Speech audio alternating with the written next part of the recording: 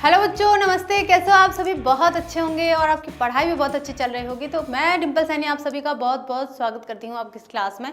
तो यहाँ हम पढ़ने वाले हैं Bihar board 12th class Hindi Digant भाग 2। और दिगंत भाग 2 में अभी हमारा 4th चैप्टर चल रहा है जिसका नाम है अर्धनारीश्वर और लिखा गया है रामधारी सिंह दिनकर जी के द्वारा। तो लेक्चर नंबर 1 में हमने आप सभी को पता है जीवन परिचय पढ़ा था दिनकर जी का। लेक्चर नंबर 2 में हमने अर्धनारीश्वर का आधा पार्ट पढ़ा था, मतलब काफ़ी लंबा चौड़ा चैप्टर है तो एक लेक्चर में नहीं कंप्लीट होने वाला है, इसलिए हमने उसको आधा जो प्राथमिक भाग है इसका पहले का भाग है वो पढ़ चुके हैं। अब हम इसका उत्तर भाग पढ़ेंगे, यानी कि इसका लास्ट भाग पढ़ के इस चैप्टर को कंप्लीट करेंगे और कल हम इसके क्वेश्चन आंसर करके इस चैप्टर का दी एंड कर लेंगे। तो तैयार रहिए। चैप्टर स्टार्ट करने से पहले मैं आपको बता देती हूँ कि हमने अभी तक क्या क्या पढ़ा है। हमने ये जाना है कि रामधारी सिंह दिनकर जी के विचार ये है कि संसार में नर और नारी दोनों का समान अस्तित्व है। जब इंसान ने जन्म लिया था, मनुष्य ने जन्म लिया था नर और नारी के रूप में, तो उसको समान अधिकार थे, उसके समान कर्तव्य थे। आदिकाल की बात की जा रही है कि आदि मानव जो था वो भी समान कार्य करता था, समान स्थिति में जीवन यापन करता था। लेकिन जब कृषि का विकास हुआ, कृषि के विकास के फलस्वरूप दोनों ने डिसाइड किया कि एक व्यक्ति है जो नर वो बाहर जाकर कार्य करेगा और जो नारी है वो घर संभालेगी। ठीक है, तो ये जब डिसाइड हो गया, ये डिसीजन था, ये आगे जाके नारियों के लिए हानिकारक हो गया। अब हानिकारक कैसे हो गया कि पुरुष बाहर के हो गए और नारियां जो स्त्रियां थी वो घर की हो गई। अब घर की हो गई, चाहे वो कोल्हू के बैल की तरह लगती हो, लेकिन काम जो है उनका कभी किसी को दिखाई नहीं दिया। आज की स्थिति, आज वर्तमान स्थिति में भी स्त्रियों को जो काम है, स्त्रियों का जो कर्तव्य है वो निर्वाह करती है, वो किसी को दिखाई नहीं देता है। तो वह प्राचीन काल से होता जा रहा है, आदिकाल से नहीं है। आदिकाल में महिलाओं की स्थिति काफ़ी अच्छी थी। हम और किसी युग की बात करते हैं तो अलग अलग कालों में महिलाओं की काफ़ी स्थिति थी, लेकिन मध्य युग आते आते महिलाओं के ऊपर कर्तव्यों का बोझ थोप दिया गया। उनको जबरदस्ती कह दिया गया कि तुमको ये वाला कार्य करना है, चाहे उनका मन हो या ना हो। फिर भी नारियों की स्थिति समाज में मतलब बद से बदतर ही होती चली गई थी। रविंद्रनाथ टैगोर, जयशंकर प्रसाद जी और प्रेमचंद जी के विचार जो नारियों के प्रति थे वो भी यहाँ दिनकर जी ने प्रस्तुत करे और बताया कि उनके विचार क्या है। तो आगे की कड़ी को हम पढ़ते हुए शुरू करते हैं हमारा आगे वाला भाग। ठीक है, तो देखिए, नारियों की यह अवहेलना का मतलब क्या होता है? तिरस्कार या उन्हें अनदेखा करना। आप तिरस्कार ही लिख सकते हैं। तिरस्कार का मतलब होता है अपमान। हमारे अपने काल तक भी पहुंची है। बर्नार्ड शॉ ने नारी को अहेरिन और नर को अहेर माना है। तात्पर्य यह है कि अहेर को अहेरिन के पास से बचकर चलना चाहिए, यानी कि नारी को नर से बचकर चलना चाहिए, हमेशा उससे डर कर रहना चाहिए, हमेशा उसके कंट्रोल में रहना चाहिए। ऐसा किसने कहा है? बर्नार्ड शॉ ने भी कह दिया है कि नारी क्या है? अहेरिन हो गई है और उसको अहेर कौन होता है भाई? शिकार करने वाला। और अहेरिन कौन होती है? मतलब जिसका शिकार किया जाता है। तो नारी को अहेरिन कहा है और नर को अहेर कहा है कि जो शिकारी है वो कभी भी इसका शिकार कर सकता है। इसलिए हर नारी को एक नर से बचकर चलना चाहिए, उससे सुरक्षित रहना चाहिए। तात्पर्य यह है कि अहेर को अहेरिन के पास से बचकर चलना चाहिए। बहुत नीचे के स्तर पर कुछ ऐसी ही प्रतिक्रिया उन कवियों की भी है जो नारी को नागिन या जादूगरनी समझते हैं।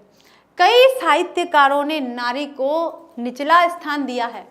क्या वास्तव में ऐसी है नारी? क्या आपने उसको कभी जादूगरनी बोल दिया है कि भाई आप साहित्यकारों की छोड़ो, घर पर नई दुल्हन आई, नई दुल्हन का अगर उसका पति साथ देता है, पत्नी आई है भाई, बाहर से आई है, किसी और घर से आई है, उसका वहाँ पर कोई नहीं है, एक पति के सिवा उसका कोई नहीं है, अगर पति उसका साथ देता है तो सब कहते हैं आते ही क्या जादू कर दिया भाई, क्या हो गया भाई, हमारा बेटा हमारा नहीं रहा, हमारा भाई हमारा नहीं रहा, सिर्फ पति बन गया है।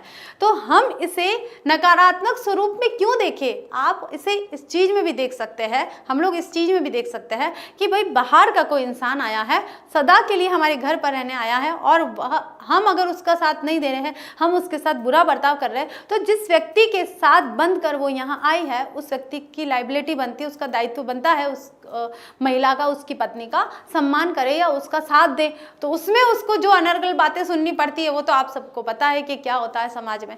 तो यही बात यहाँ पर बताई गई है कि कवियों ने भी, साहित्यकारों ने भी, लेखकों ने भी नारियों को गलत गलत शब्दों से, मतलब अनर्थक शब्दों से अभिव्यक्त किया है। जैसे कभी उसको नागिन कह दिया कि नागिन की तरह तेज होती है, या फिर कभी जादूगरनी कह दिया है, और भी कई नाम दिए हैं समाज ने, ऐसी बात नहीं है।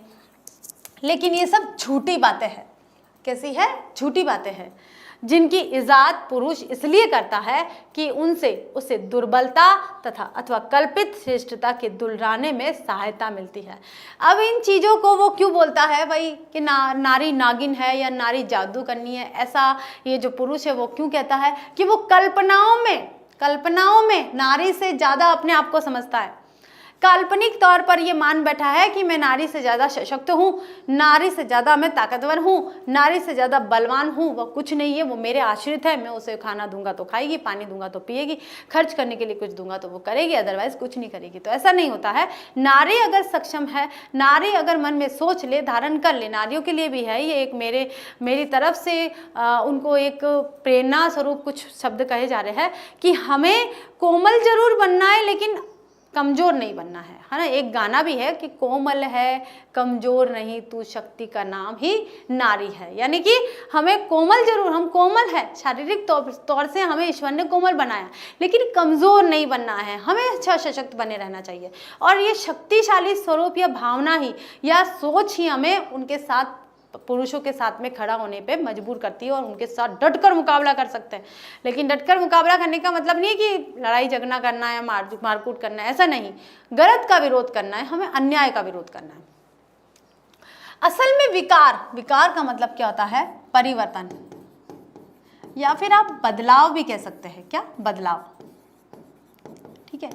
असली बात में जो विकार यानी कि परिवर्तन नारी में भी है और नर में भी, कि कुछ गलतियां या कुछ कमियां, हम अब कमी भी बोल सकते हो। विकार को कई अर्थ में बोला गया है कमी, कि कुछ कमी नारी में है तो भाई नर में भी हो सकती है। ऐसा तो नहीं है कि नारी में कमियां हैं, वो कमजोर है, वो ये नहीं कर सकती, वो ये नहीं कर सकती, वो बाहर नहीं जा सकती है। जा सकती है। आज की दुनिया में देखें तो मंगल ग्रह पे जा चुकी है या इस पे अंतरिक्ष में जा चुकी है, तो फिर कौन सी जगह है जहाँ पर नारी नहीं जा सकती है? पुरुषों के समान आज खड़ी है।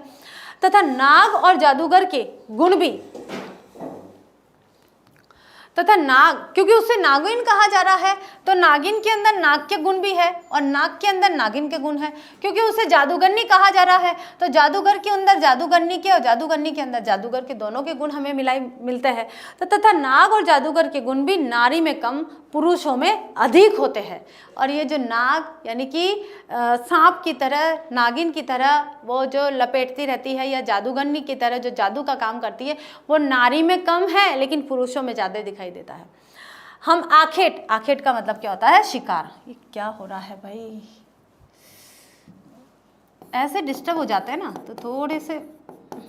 शिकार, आखेट का मतलब क्या होता है? शिकार। आखेट तो मुख्यतः पुरुष का ही स्वभाव होता है ना। शिकार करना किसका स्वभाव होता है? मनोरंजन करना था। पहले कहाँ था भाई? मोबाइल वगैरह, टीवी, कंप्यूटर पहले कहाँ थे? तो ये आखेट करके यानी कि शिकार करके जानवरों को, पशु पक्षियों को मार के ही वो लोग अपना मनोरंजन करते थे।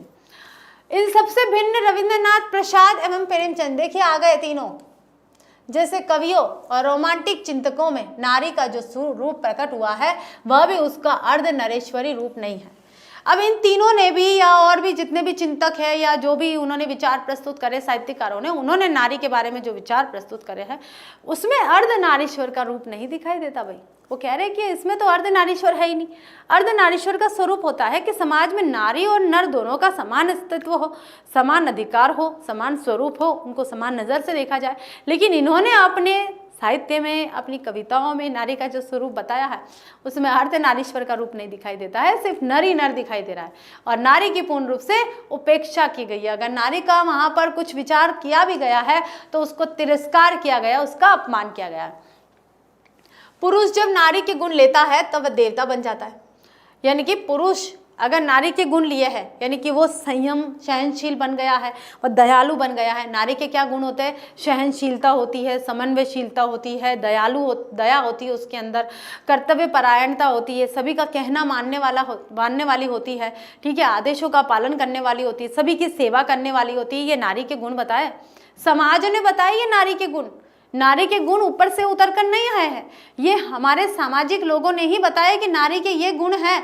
अगर वो इन कर्तव्यों का निर्वाह कर रही है, वो सभी की सेवा कर रही है, बच्चों पर दया कर रही है, अपने कर्तव्यों का बिना बोले निर्वाह कर रही है, या और भी कार्य कर रही है, या सहनशीलता है, उसको मारा कूटा जा रहा है लेकिन फिर भी सहन करके घर में फिर भी बैठी है, उसको ताने मारे जाते हैं, उसके साथ अत्याचार करा है लेकिन किसी को बोलती नहीं है, इतनी अच्छी नारी है, तो वो नारी के गुण माने गए। तो क्या वास्तव में ये नारी के गुण है या नहीं है? नहीं है ना। अभी कुछ बच्चे तो क्या भी देंगे इसमें कि नारी के गुण क्या होने चाहिए। तो हम ऊपर से ईश्वर ने तो बनाए नहीं है नारी के गुण, ये तो हमारे सामाजिक लोगों ने बनाए हैं, क्योंकि उन्होंने जो रिक्वायरमेंट करी थी कि एक स्त्री ऐसी होनी चाहिए, बस वही उसके गुण हो गए। अगर कोई व्यक्ति, कोई पुरुष इन गुणों को धारण कर लेता है जो मैंने अभी बताया आपको, तो वो क्या बन जाता है? देवता है। वही इतना अच्छा है, देवता है तो देवता स्वरूप है, ये तो दया करता है, ये भी सहन कर लेता है।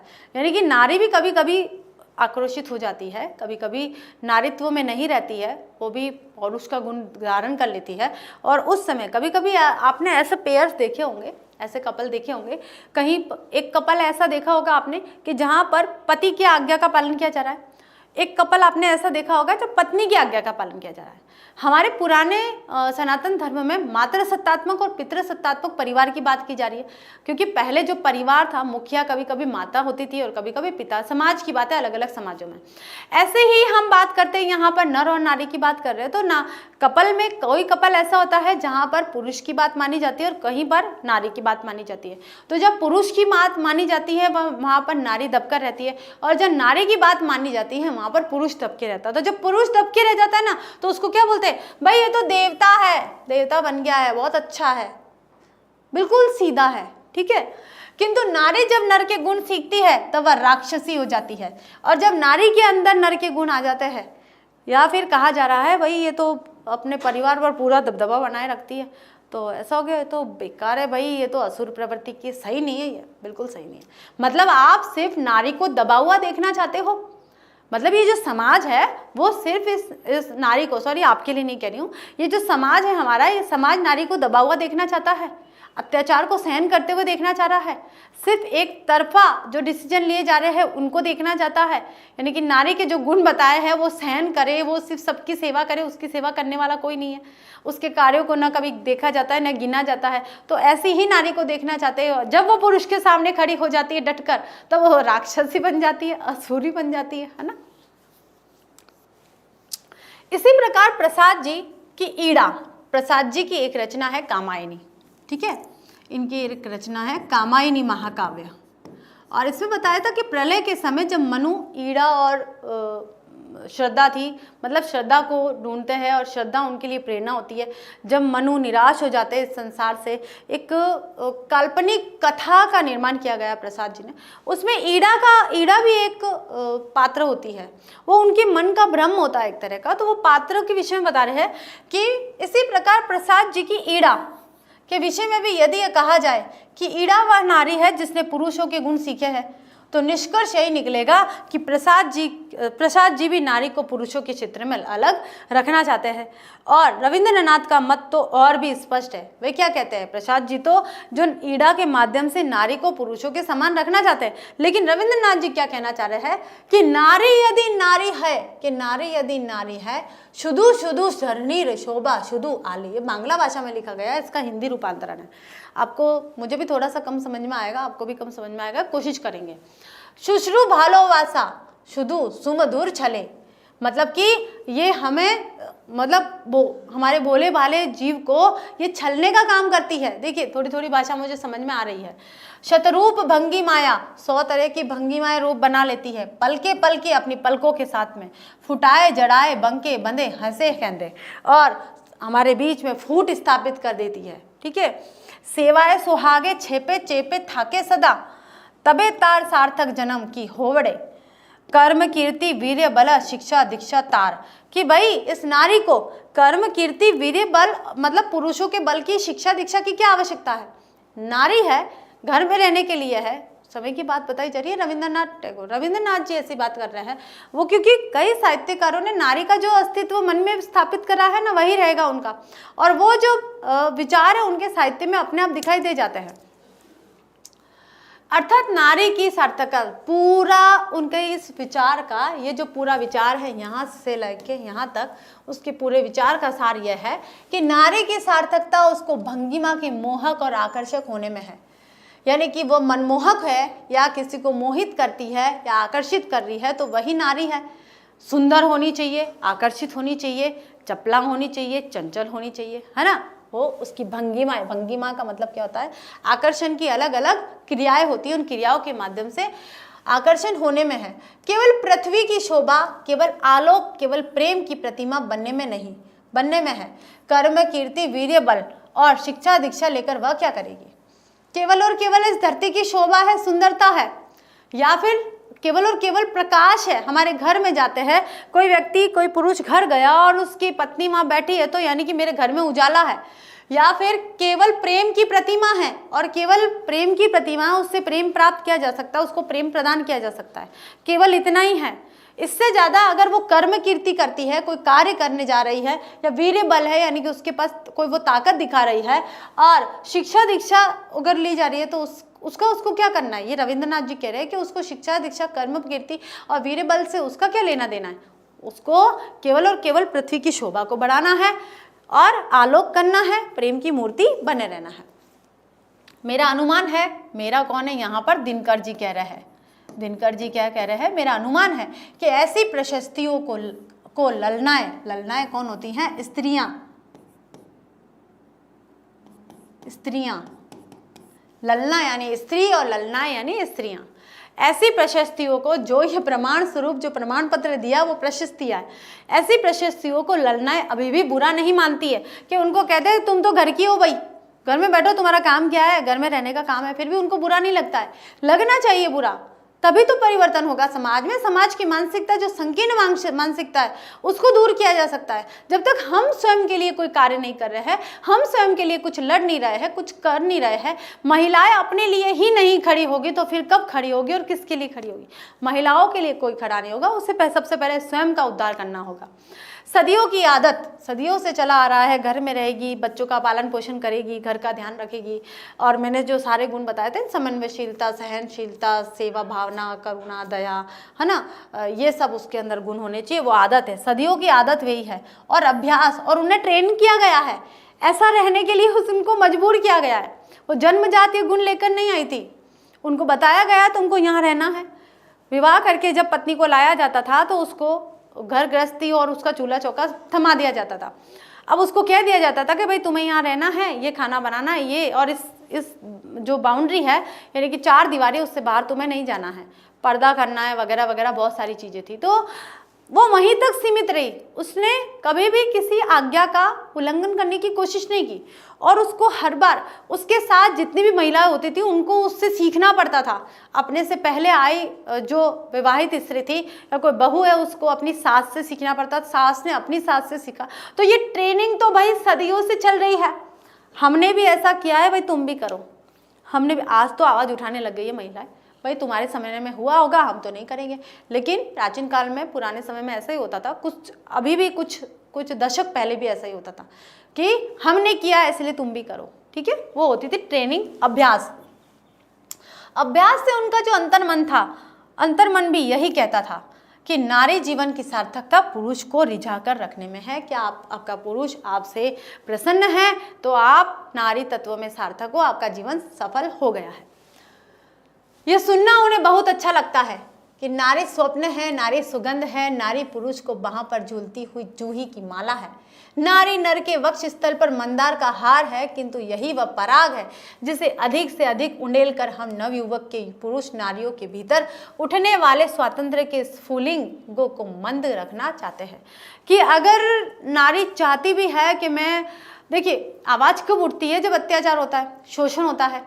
जब कभी नारी के प्रति शोषण लगता था पुरुषों को कि अब ये आवाज़ उठाकर हो सकता है कुछ अनहोनी कर ले, मतलब विरोध प्रकट कर ले। विरोध प्रकट करने का मतलब है कि ये बराबर खड़ी होने के लिए अपने अधिकार मांगने शुरू हो जाए, तो उसको ये शब्द कह के उसको दबा दिया जाता था, या उसको पागल कर दिया जाता था, या उसको समझा दिया जाता था, बच्चे की तरफ मना लिया जाता था। कैसे मनाया जाता था? उसे कहा जाता था कि तुम मेरी स्वप्न हो भाई, तुम तो सुगंध हो, नारी तो सुगंध होती है, नारी पुरुष को बाह पर झुलाने वाली, पुरुष के बाह पर झूलने वाली जूही की माला होती है यहाँ पर। या नारी नर के वक्ष स्थल पर मंदार करने वाला हार होती है, ठीक है। किंतु वो पराग है, कैसी है? पराग है, जिसे अधिक से अधिक उंडेलकर हम नवयुवक पुरुष नारियों के भीतर, मतलब जितने भी नवयुवक पुरुष थे वो यही सोचते थे कि हम इन नारियों को प्रेम भाव से रखेंगे, उनकी तारीफ करते रहेंगे, उनकी समय समय रहते जितनी भी तारीफें होती वो करते रहेंगे, तो हो सकता है ये चुपचाप बैठी रहे। तो ऐसा ही होता गया, ये निरंतरता चलती गई, सदियों से ये परंपरा चलती गई, ये अभ्यास हो गए, अभ्यस्त हो गए, यानी कि उनको आदत हो गई कि ऐसा करते हैं वही नारी है, और नारियों के उसके साथ ऐसा हुआ है, मेरे साथ भी ऐसा होना चाहिए। भाई उसको प्रेम मिल रहा है, मुझे भी प्रेम मिलना चाहिए, उसको बहुत सारे कपड़े मिल रहे हैं, मुझे भी मिलने चाहिए। तो ऐसा नहीं होना चाहिए, सबकी अलग अलग स्थिति होती है, किसी को क्या चाहिए, किसी को क्या चाहिए। यतियों का अभिशप्त काल समाप्त हो गया। अब नारी विकारों की खान और पुरुषों की बाधा नहीं मानी जाती है। यहाँ तक तो प्राचीन काल बता दिया, अब यहाँ से नारी परिवर्तन हो गया। देखिए नारियों में क्या क्या परिवर्तन हुआ कि सदियों का जो अभिशप्त था वो समाप्त हो गया है। अभिशप्त यानी कि अभिशाप, जो श्राप दिया गया था, अभिश्राप समाप्त हो गया है। अब नारी विकारों की खान और पुरुषों की बाधा नहीं मानी जाती है, कि पुरुषों के मार्ग में, पुरुषों को आगे बढ़ने के बीच में बाधाएं नहीं है, रुकावट नहीं है, वो उसको आगे बढ़ा सकती है, साथ में खुद भी बढ़ सकती है। वह प्रेरणा का उद्गम शक्ति का स्रोत है, पुरुषों की क्लांति की महा औषधि है। क्लांति का मतलब क्या होता है? पीड़ा या दुख या रोग, उसकी महा औषधि है कि पुरुष जो भी समस्याओं में गिरा होता है, नारी उसको सुलझाने का प्रयास कर लेती है। फिर भी नारी अपनी सही जगह पर नहीं पहुंच पाई है। वो पुरुषों को आगे बढ़ाने के लिए प्रेरणा देती है, उसे उसके मार्ग में कभी बाधा नहीं बनी है, फिर भी वो नारियों के और नरों के बराबर नहीं हुई है। आज भी उसकी स्थिति वहीं पर बैठी हुई है। पुरुष नारी अब यह कहने लगा है, अब कहने लगा कि तुम्हें घर से बाहर निकलने की क्या जरूरत है, कमाने को तो मैं अकेला काफी हूँ, घर पर बैठे खर्च किया करो, किंतु इतना ही यथेष्ट नहीं है। इतना ही यथेष्ट का मतलब काफी, इतना ही काफी नहीं है। नारियों को सोचना चाहिए कि पुरुष ऐसा क्यों कहता है। अब देखिए कुछ नारियां तो होती भी ऐसी है कि उनको बहुत सारा पैसा मिल जाए, अकाउंट उनका फुल हो, क्रेडिट कार्ड भरा हुआ हो, और जब भी शॉपिंग के लिए जाए, जितनी अंधाधुन 1 लाख की 2 लाख की जितनी भी है ना, अपनी कैपेसिटी नहीं है भाई, अपन लाखों में नहीं चलते, हम हजारों भी नहीं चलते हैं। आप और हम समान ही हैं बच्चों, क्योंकि मुझे पता है आप पढ़ रहे हो इतनी मशक्क़त से, काफ़ी बच्चों से बात भी होती है, कई कमेंट भी आते हैं, और पता है कि जब स्टूडेंट लाइफ होती है या यहाँ से पढ़ रहे हो तो क्या मजबूरी होती है।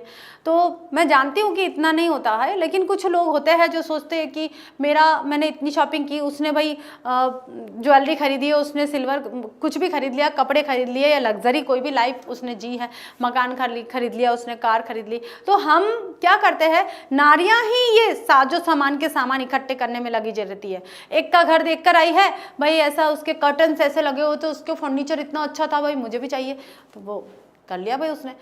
बस वो इसी में प्रसन्न रहती है कि मेरा पति जो है इतना कमाता है, उसके पैसे मैं खर्च करती हूँ, मेरा घर ऐसा है, वो उससे प्रसन्न हो जाती है। लेकिन कभी वो ये सोच सकती है कि मुझे क्या अधिकार प्राप्त है, क्या मैं आत्मनिर्भर हूँ, क्या मैं अपने लिए कुछ कर रही हूँ। जरूरी थोड़ी ना है कि घर चलाने के लिए ही कमाना होता है। आप अपना अस्तित्व कैसे बना रहे हो, आप अपनी पहचान कैसे बना रहे हो, ये भी डिपेंड करता है। तो किंतु इतना काफी नहीं है कि नारियों को सोचना चाहिए कि पुरुष ऐसा क्यों कहता है, ऐसा क्यों कहता है कि तुम घर पर रहो, कमाओ, खाओ, खर्च करो। स्पष्ट हो इसलिए कि नारी को वो अपनी क्रीड़ा की वस्तु मानता है, केवल खेल का सामान, आराम के समय अपने मनोविनोद का साधन समझता है।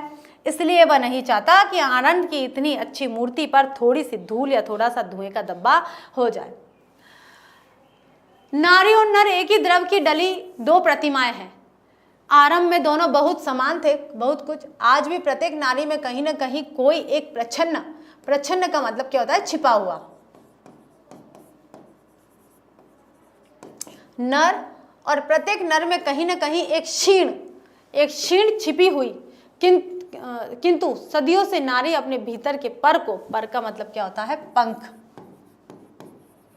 पर को, और नर अपने भीतर की नारी को बेतरह दबाता आ रहा है। कि नर भी नारी के समान हो सकता है, कोमल हो सकता है, दयालु हो सकता है, सहनशील हो सकता है, लेकिन वो अपने नारीत्व गुणों को दबा देता है और पौरुष गुणों को उठा लेता है और दबदबा बनाए रखता है। और जो नारी है वो अपने पौरुष के गुणों को उठा सकती है, लेकिन फिर भी वो उनको दबाकर और अपनी सहनशीलता के साथ, नारीत्व गुणों के साथ जीवन यापन करती है। और ये क्यों हो रहा है, यही यहाँ पे बताया जा रहा है कि आज परिणाम यह है कि आज सारा जमाना ही मर्दाना मर्द और औरतानी औरत का जमाना हो उठा है। पुरुष इतना कर्कश और कठोर हो उठा है कि युद्धों में अपना रक्त बहाते समय उसे यह भी ध्यान नहीं रहता कि रक्त के पीछे जिनका सिंदूर बहने वाला है उनका क्या हाल होगा। वो सिर्फ अपना कर्म कर रहे, वो सोचते मैं हूँ, वो ये नहीं देख रहे कि मेरे पीछे कुछ फैमिली है। रक्त बहाना यानी कि वे खुद का शोषण कर रहे हैं। पुरुष युद्ध भूमि की बात नहीं है यहाँ पर बात है कि वे खुद विद्रोह कर रहे हैं, विरोध प्रकट जो भी हो रहा है, वे ये नहीं सोचते कि हमारे पीछे एक परिवार है, उस परिवार को छोड़कर हम आ रहे हैं, उस परिवार का क्या होगा। ठीक है, और न सिंदूर वालियों को ही इसकी फिक्र है और न ही तो उन जगहों पर तो उनकी राय खुले यहाँ सिंदूर पर आफत आने की आशंका है। कौरवों की सभा में यदि संधि की वार्ता कृष्ण और दुर्योधन के बीच न होकर कुंती और गांधारी के बीच हुई होती तो बहुत संभव था कि महाभारत नहीं मचता। नहीं, क्योंकि महिलाओं को अहमियत नहीं दी उन्होंने, किंतु कुंतियां और गांधारियां तब भी निश्चित थी, निश्चित यानी निश्चिंत थी। उन्होंने सारा जो भार था, इस समाज का जो डिसीजन था कि क्या होने वाला है, हमारा क्या होने वाला है, वो सारा नरों पर छोड़ दिया था। वो पूर्ण रूप से निश्चिंत थी और आज भी निश्चित है और आज भी निश्चिंत है। यही सोचती नहीं है कि हम क्या करें, वो पूर्ण रूप से पुरुषों पर निर्भर है। उन्होंने जो डिसीजन लिया, जो फैसला लिया है, उनके जीवन का जो भी निर्णय किया है वो पुरुषों पर निर्भर रहता है। बल्कि द्वापर से कलिकात तक पहुँचते पहुँचते वे अपने भीतर की नरता का और भी अधिक दलन कर चुकी है। अपने अंदर, महिलाओं के अंदर जो भी नर तत्व था, थोड़ा सा भी पौरुषता थी, यानी कि थोड़ा सा भी साहस था या थोड़ा सा भी बल था सोचने समझने की, उस बल को भी उन्होंने समाप्त कर दिया इस युग तक आते आते। तो द्वापर युग कौन सा है? जब महाभारत हुआ था उस समय को द्वापर युग कहते थे। द्वापर युग से लेकर और अभी तक नारी का कोई अस्तित्व है ही नहीं, नारी का कोई सम्मान है ही नहीं। आज भी वही स्थिति बनी हुई है, कलिकात यानी कि कलयुग का समय, जहाँ कहीं फूलों का प्रदर्शन और रेशमी वस्त्रों की हाट है। नारियां अपने मन से वहीं जमा होती है। जिन कांडों से फूलों के बाग उजड़ते हैं और रेशमी वस्त्रों के बाजार जलकर खाक हो जाते हैं, उनके संचालन और नियंत्रण का सारा भार उन्होंने पुरुषों पर ही डाल दिया है। कि कैसे आपको उनका संचालन करना है, वो सारा भार पुरुषों पर है। और वहाँ से परचेजिंग करनी है, यानी कि फूलों और रेशमी वस्त्रों की हाट लगी हुई है। हाट का मतलब छोटा बाजार, हाट का मतलब क्या होता है? छोटा बाजार। उस छोटे बाजार से कुछ खरीदना है तो महिलाएं चली जाएगी, लेकिन अगर उनका कोई नियंत्रण करना है, वो क्या है, कैसे है, कुछ भी देखना है, तो वहाँ पुरुषों का काम है। आधी दुनिया उछलने कूदने, आग लगाने और उसे बुझाने में लगी हुई है और आधी दुनिया फूलों के सैर में लगी हुई है। मतलब सब आधी दुनिया कौन है भाई? पुरुष है। और आधी दुनिया कौन है? स्त्रियां हैं, नारियां हैं।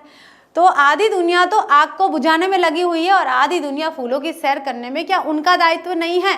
क्या नारियों का दायित्व नहीं है? समाज में हो रही जितनी भी निरंकुशता है, समाज में हो रही जितनी भी चल रही जितनी बुराइयां है, उन बुराइयों को नाश करने का क्या नारियों का दायित्व नहीं है? और क्या पुरुषों का दायित्व नहीं है कि वे नारियों को भी अपने साथ लेकर चले?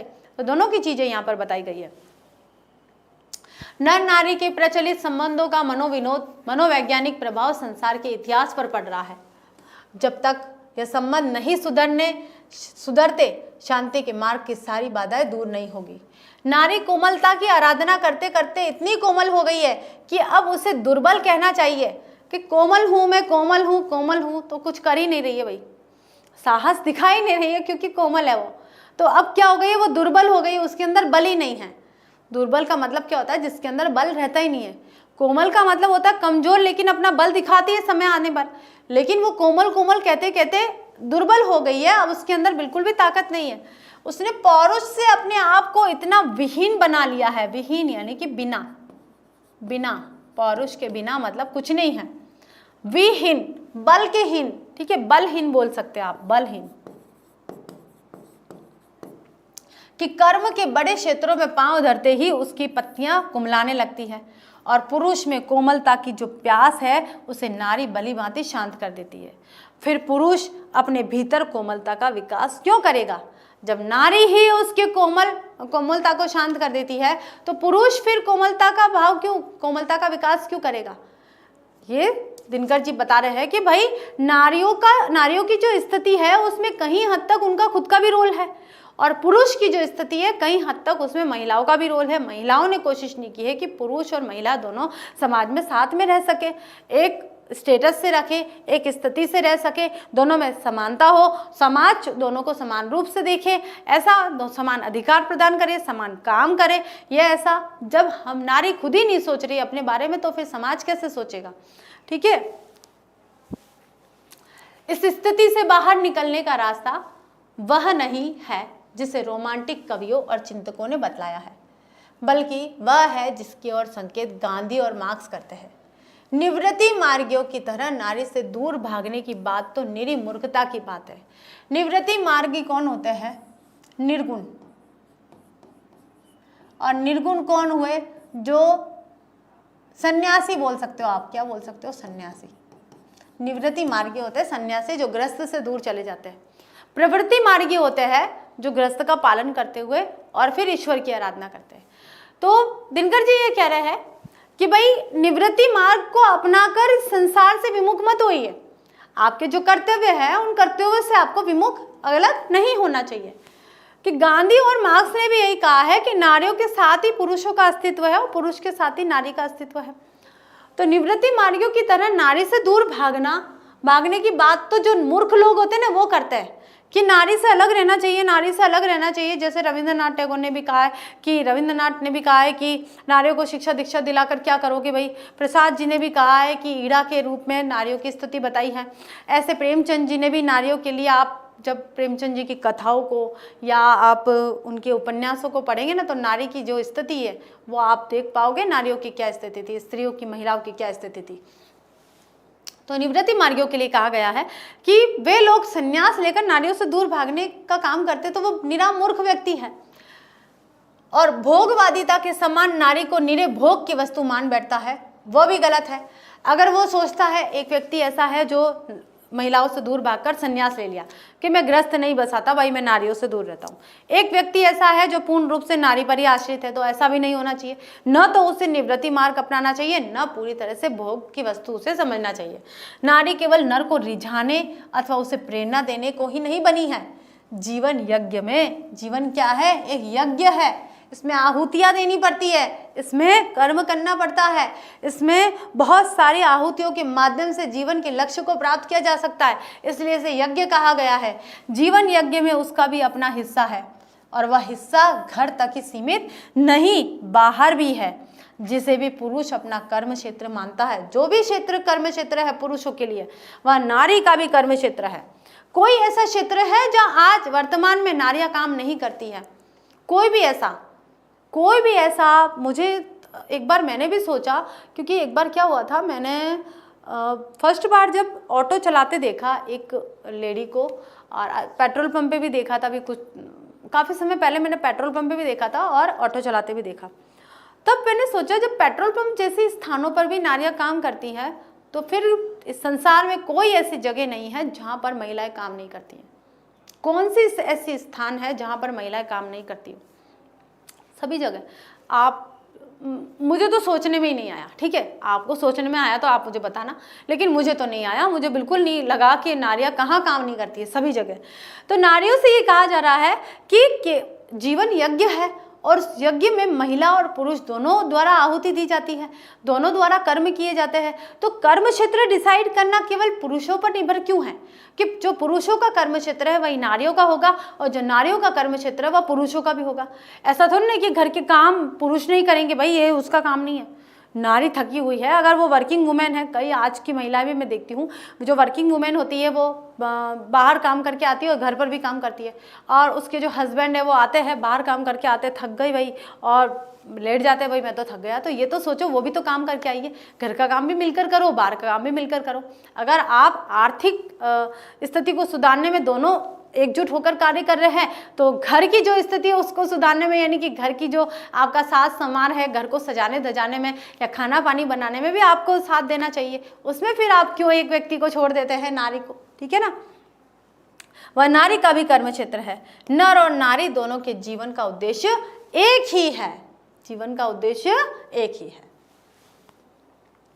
यह अन्याय है कि पुरुष तो अपने उद्देश्यों की सिद्धि के लिए मनमाने ने विस्तार का क्षेत्र अधिकृत कर लेते हैं। मतलब अपना एक अधिकार क्षेत्र, मतलब उनको कौन सा काम करना है, कहाँ करना है, वो अधिकृत कर लेते हैं कि मैं रात में भी काम कर सकता हूँ, मैं वहाँ पे भी जा सकता हूँ, मैं दिल्ली भी जा सकता हूँ, मैं अमेरिका भी जा सकता हूँ, ठीक है, कोई कुछ नहीं कहेगा। लेकिन नारी जहाँ काम कर रही है और वहाँ पर बोल दिया भाई मीटिंग है, आपको दूसरे शहर जाना है या फिर आज देर रात तक 10 बजे तक रुकना है, घर वालों में खटपट खलबली मच जाती है। अरे ऐसा कैसे हो सकता है, 10 बजे कैसे आ सकती है, ये नहीं आ सकती, इसको तो 7 बजे हाजिर होना है और होना ही पड़ेगा। तो ये जो अधिकृत क्षेत्र है, इनमें भी तो नर और नारी दोनों में समानता होनी चाहिए। बहुत सारी चीज़ें बच्चों में, बहुत सारी चीज़ें नहीं बता पाऊंगी अभी, लेकिन आप समझ रहे हो, मुझे पता है। अधिकृत कर ले और नारियों के लिए घर का छोटा सा कोना छोड़ दे। जीवन की प्रत्येक बड़ी घटना आज केवल पुरुष प्रवृत्ति से नियंत्रित और संचालित होती है, इसलिए उसमें कर्कशता अधिक, कोमलता कम दिखाई देती है। यदि इस नियंत्रण और संचालन में नारियों का भी हाथ हो तो मानवीय संबंधों में कोमलता की वृद्धि अवश्य होगी। नियंत्रण और संचालन क्या है? बहुत सारे ऐसे चीजें हैं जहां पर केवल और केवल महिलाओं के लिए भी अगर फैसले लेने हैं तो वो पुरुष का जो समूह होता है, कई कमेटियां ऐसी बनी होती है जहाँ केवल और केवल पुरुष होते हैं। आपको पता है, आपने कभी रियलाइज करा है कि आजकल जितनी भी सरकारी योजनाएं बनाई जाती है उसमें महिलाओं की भागीदारी अवश्य होती है। और वो क्यों होती है? क्योंकि समाज में महिलाएं भी हैं, लेकिन आधी महिलाएं हैं, आधे पुरुष है। अगर आंकड़ों की बात करते हैं, लिंगानुपात की बात करते हैं तो पुरुष महिलाओं से कम ही नजर आएंगे, है ना। तो महिलाएं पुरुषों से ज़्यादा है। लेकिन आप किसी भी क्षेत्र में देखिए, राजनीतिक क्षेत्र में देखिए, सामाजिक क्षेत्र में देखिए, आर्थिक क्षेत्र में देखिए, धार्मिक क्षेत्र में देखिए, पुरुष ही अधिक होते हैं। कभी बराबर महिलाएं ली है क्या? आपकी कैबिनेट मंत्री है, कैबिनेट मंत्री मान लीजिए 50 है, तो क्या 25 महिलाएं होती है उसमें? बिल्कुल नहीं होती है। ज़्यादा से ज़्यादा 5 या 6 महिलाएं होती है, इससे ज़्यादा नहीं होती। ज़्यादा से ज़्यादा बता रही हूँ, कहीं कहीं तो 1-2 ही होती है। तो हम इन चीज़ों से क्यों अनभिज्ञ रहे हैं? जब तक हम सहयोग नहीं करेंगे, हम आगे नहीं बढ़ेंगे, तो हमें कैसे पता चलेगा हमें क्या करना है, हमारे अधिकार क्या है। हमारे लिए जो डिसीजन लिए जा रहे हैं वो हमें पता नहीं है कैसे लिए जा रहे हैं। हमारे जैसा कोई व्यक्ति, महिला कोई वहाँ उपस्थित नहीं है, तो हमारी परेशानियाँ पुरुषों को कैसे पता है कि हम क्या चाहती है। इसीलिए जहाँ पर भी नियंत्रण और संचालन की बात होती है वहाँ नारियों का भी हाथ हो तो मानवीय संबंधों में कोमलता की वृद्धि अवश्य होगी। मानवीय संबंध अच्छे से बने रहेंगे, क्योंकि नारियों के लिए डिसीजन लिया जा रहा है, कोई योजना बनाई जा रही है और नारी को पता नहीं है। अब नारी को क्या क्या चीज़ें पता हो, क्या क्या चीज़ें चाहिए, किन किन अधिकार चाहिए, कौन कौन सी फैसिलिटी चाहिए, कौन कौन सी योजनाएं चाहिए, वो तो नारियों को ही पता है, तो उनसे ही पूछना चाहिए। उनके बारे में पुरुष कैसे डिसाइड कर सकते हैं? समझ में आ रहा है आप सभी को? यही नहीं, प्रत्युत प्रत्येक नर को एक हद तक नारी और प्रत्येक नारी को एक हद तक नर बनना भी आवश्यक है। गांधी जी ने अपने जीवन के अंतिम दिनों में नारीत्व की भी साधना की थी। उनकी पोती ने उन पर जो पुस्तक लिखी है उसका नाम है बापू मेरी माँ। दया, माया, सहिष्णुता, भीरुता ये स्त्रियों के गुण कहे जाते हैं, किंतु क्या इन्हें अंगीकार करने से पुरुष के पौरुष में कोई दोष आने वाला है? अगर वो दया दिखा दे या ममता दिखा दे, अपने बच्चों में प्यार कर ले, या दूसरा क्या बताया है, सहिष्णुता का गुण आ जाए, या थोड़ा सा भीरुता यानी कि थोड़ा सा डर भी उसके अंदर आ जाता है, तो क्या वो महिला बनी जाएगी? हाँ, उसके अंदर क्या उसका कुछ बिगड़ जाएगा? पौरुषता में कहीं ना कहीं कमी आ जाएगी? कुछ नहीं होता है। दया, माया और सहिष्णुता ही नहीं, भीरुता भी एक अच्छा पक्ष है जो मनुष्य को अनावश्यक विनाश से बचाता है। कभी कभी क्या होता है कि हम बोलते हैं मैं डरता नहीं हूँ। अब क्या हुआ कि स्त्री पुरुष जा रहे दोनों, बीच में बड़ा सा नाला हो गया, सिर्फ एक उदाहरण दे रही हूँ, बीच में बड़ा सा नाला आ गया, अब उस नाले को पार करना है। महिला ने तो कह दिया भाई मैं तो नहीं कर सकती हूँ, मैं इतना जोर से कूद नहीं सकती हूँ। अब पुरुष कह दे कि नहीं मैं भी नहीं कूद सकता, तो पुरुष को लगेगा भाई मेरा महिला के सामने अपमान हो जाएगा, तो वो क्या करेगा, अपना वो दिखाएगा वर्चस्व, ठीक है, अपनी ताकत दिखाएगा, झूठी ताकत कभी कभी झूठी भी होती है, और वो उस नाले को क्रॉस करने की कोशिश करेगा, अनफॉर्चुनेटली वो नाले में गिर जाएगा। क्या हुआ? विनाश हुआ। क्या बता रहे हैं कि अनावश्यक विनाश, जो आवश्यक नहीं था। कभी कभी भीरुता का भी एक अच्छा पक्ष है, कभी कभी भीरुता भी, उसके अंदर डर भी होना चाहिए थोड़ा सा।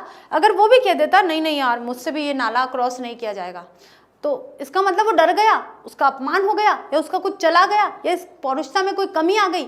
नहीं आती। अगर वो ये सोचता, लेकिन उसने क्या सोचा, नहीं नहीं मैं तो पुरुष हूं, मैं कर सकता हूं। क्या विनाश हुआ? उसकी जान चली गई। तो हमें पुरुषों को भी कभी कभी, मैं ये कह रही हूँ कि दिनकर जी कह रहे हैं कि पुरुषों को भी कभी कभी भीरुता का पक्ष अपना लेना चाहिए, अनावश्यक विनाश से बच जाते हैं। उसी प्रकार अध्यवसाय, साहस और शूरता का वर्ण करने से भी नारीत्व की मर्यादा नहीं घटती है। अगर वो भी शूरवीर हो जाए, है ना। अब देखिए उस शूरवीरता के लिए भी एक उदाहरण देती हूँ कि मान लीजिए घर में कोई चोर आ गए, ऐसे ही आ गए, और नॉक किया उन्होंने, दिन में हस्बैंड थे नहीं, और नॉक किया, और भाई भाभी जी हमें ये चाहिए वो चाहिए, पानी पिला दो, वो कर लो। और पानी पिलाने के लिए गई और आ गए दोनों, अपने हथियार निकाल लिए। अब नारी बोलती है भाई मार दो भाई, मैं तो क्या हूँ, मैं तो ताकत नहीं है मेरे अंदर, तो कुछ नहीं है, बल नहीं है, वो नहीं है, मैं तो कुछ नहीं कर सकती। दया भीख मांग रही है, और फिर भी वो छोड़ नहीं रहे हैं, उसके साथ गलत हरकत करने की भी सोच रहे हैं, उसका अपमान कर रहे हैं, इंसल्ट कर रहे हैं उसकी। तो उस समय नारी को क्या करना चाहिए? प्रचंड बनना चाहिए, नहीं बनना चाहिए? दुर्गा काली बनना चाहिए, नहीं बनना चाहिए? तो अगर वो पौरुषता के गुण उस समय लाती है तो वह अनावश्यक विनाश से बच जाती है। समझ में आया ना अब आपको अच्छे से? तो अगर वह अध्यवसाय, साहस और शूरता का वर्ण कर लेती है, उनको अपना लेती है, वर्ण का मतलब क्या होता है? अपनाना। अपनाना करने से भी नारीत्व की मर्यादा नहीं घटती है, कि नारी ने मर्यादा का उल्लंघन किया, ऐसा नहीं होता है। कभी कभी पुरुष को भीरुता लानी चाहिए, भीरुता में रहना चाहिए, नारी के गुण अपनाने चाहिए, कभी कभी नारी को पुरुष के गुण भी अपनाने चाहिए। समझ में आ रहा है ना अच्छे से? अर्धनारीश्वर केवल इसी बात का प्रतीक नहीं है कि नारी और नर जब तक अलग है तब तक दोनों अधूरे हैं, बल्कि इस बात का प्रतीक है कि पुरुष में नारी की ज्योति जगे, और यह कि प्रत्येक नारी में भी पुरुष का स्पष्ट आभास हो। कि नर के गुण नारी में और नारी के गुण नर में समाहित हो जाए तो एक संपूर्ण संसार की रचना हो सकती है। जैसा ईश्वर ने इस संसार को निर्मित करने से पहले जो भी कल्पना की होगी वो कल्पना अब साकार हो सकती है। तो अंतिम पंक्ति है हमारी, मही मांगती प्राण प्राण में सजी कुसुम की क्यारी, स्वप्न स्वप्न में गूंज सत्य की, पुरुष पुरुष में नारी। ठीक है बच्चों, तो देखिए आज हमारा ये जो चैप्टर है अर्धनारीश्वर कंप्लीट हो गया है। अच्छे से समझ में आया होगा सभी को। ठीक है बच्चों, तो कल हम इसके क्वेश्चन आंसर करेंगे, और क्वेश्चन आंसर के साथ में इस चैप्टर को दी एंड कर लेंगे। और 4 चैप्टर हमारे, जो 4 या 5 जो भी 4 चैप्टर हमारे कंप्लीट हो जाएंगे, और जल्दी से 5th चैप्टर स्टार्ट कर लेंगे। तो आज की क्लास हमारी यहीं पर है, अगली क्लास में फिर मिलते हैं, तब तक के लिए थैंक यू सो मच।